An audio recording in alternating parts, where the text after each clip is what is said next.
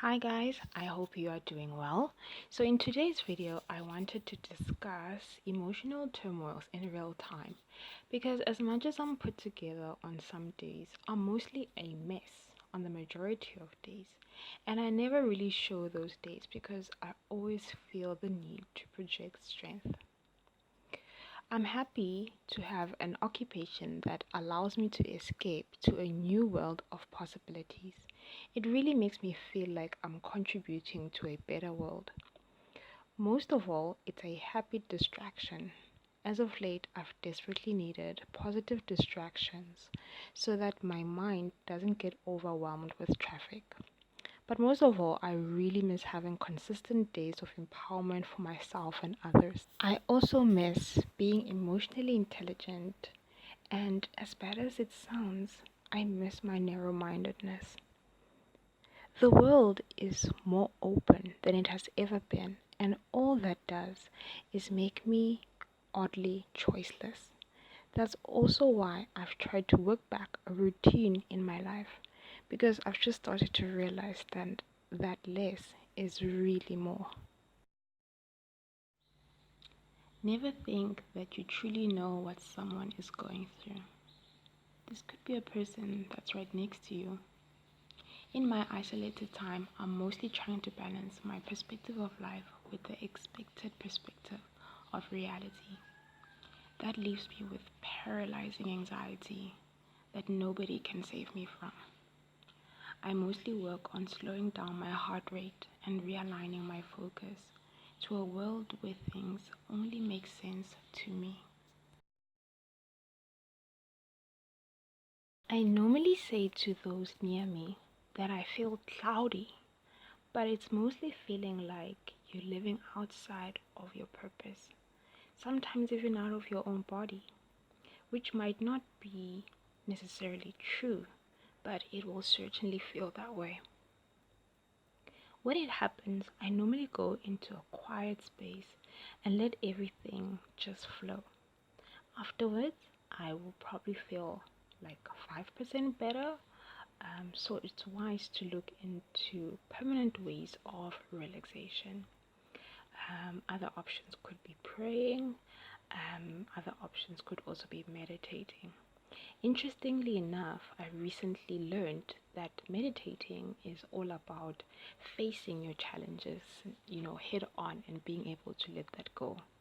Before, I used to meditate so that I could quiet down my mind, which I guess I was doing in the wrong way. I think what contributes to this the most is the fear of pain. I grew up in such a guarded way that I never really learned to survive on my own. So separating my own identity or the identity that I'm trying to build from the guarded one that has been part of my life forever has been the most painful process I've ever embarked on. It has made me so vulnerable and so weak that trying to rebuild my life has been a complete nightmare. I used to be so self-assured. In some ways, I still am. But the question always becomes, is that who you are, as in who you are right now? Or is that who I was raised to be? So at the end of the day, it's all about knowing the why that counts.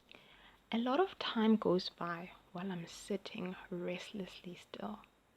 I think the opposite of that would be what others call being adventurous in order to find yourself. But I really believe that the self is not something you find, it's something you create. Pacing also helps slow down my heart rate induced by anxiety. But most times I do it because of severe insomnia that I've been having quite often. Instead of tiring my body and trying to fall asleep, I find it helpful to wear it out by walking. Believe it or not, but I can go from having what a normal person would think is an awesome day to an afternoon of sobbing. Sometimes I will distract myself by reading, chatting, or obsessing over YouTubers. But those things are exactly just that, distractions. After they are done with, I still need to face unresolved issues that I might not even be aware of. Except for oversharing, I wanted to achieve two things with this video. One, if you are going through a similar experience as mine, you are not alone and it will not devour you like you think it will. Two, if you know someone who is, maybe be a little nicer to them. It's a miracle that they got out of bed and actually chose to act like they've got their shit together. So it will not kill you to be a little nicer to them. Also, stop telling people with anxiety that they need to be a little bit more positive. That is the most BS I've ever heard, and I think if it were that easy, we'd all be doing it and this condition would not exist. Because the more you tell them to look normal or act normal, is the more they'll do it. But now they'll only be doing that in front of you and suffering in silence. So what is better?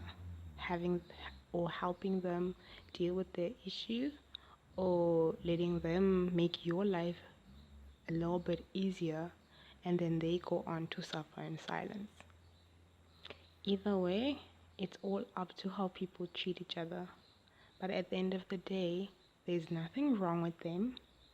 They just struggle to deal with reality more than you, in my opinion. Thank you so much for watching this video. I'll see you guys in my next one. Bye.